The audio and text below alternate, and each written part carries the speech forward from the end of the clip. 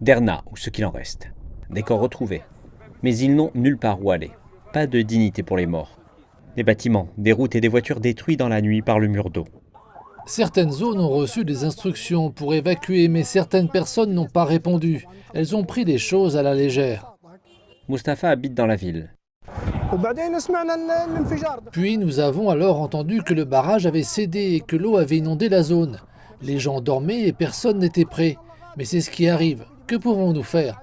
Pour moi, ma maison est située près de la vallée en face de la mosquée Al-Sahaba.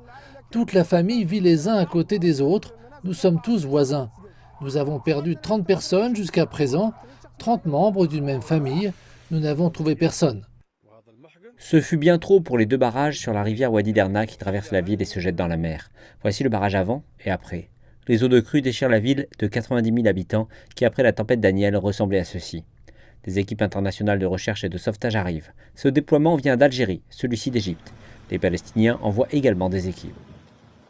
Le gouvernement et les autorités compétentes travaillent à l'adoption d'un mécanisme de travail unifié pour accorder des permis d'atterrissage pour l'aviation et l'assistance, de manière graduelle pour assurer la coordination et le bénéfice réel de tout soutien. L'équipe d'intervention rapide a indiqué coopérer avec la Croix-Rouge internationale. Le gouvernement a commencé à se coordonner avec les organisations internationales et nous identifions successivement les besoins. Mais le ministre s'exprime au nom du gouvernement libyen d'union nationale, basé à Tripoli, l'un des deux qui dirige une partie du pays. L'autre, qui n'est pas officiellement reconnu par la communauté internationale, est basé à Benghazi, dans l'est du pays, près de Derna. Les milices se disputent le contrôle du reste du pays.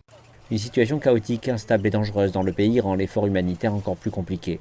Mais pas les vastes réserves de pétrole et de gaz du pays qui semblent être en sécurité en dépit des inondations, contrairement aux infrastructures libyennes qui s'effondrent.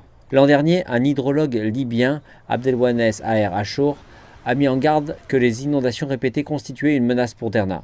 Si une énorme inondation se poursuit, a-t-il écrit, le résultat sera catastrophique pour les habitants de Wadi et de la ville. L'avertissement a été ignoré et aujourd'hui, les gens en paient le prix.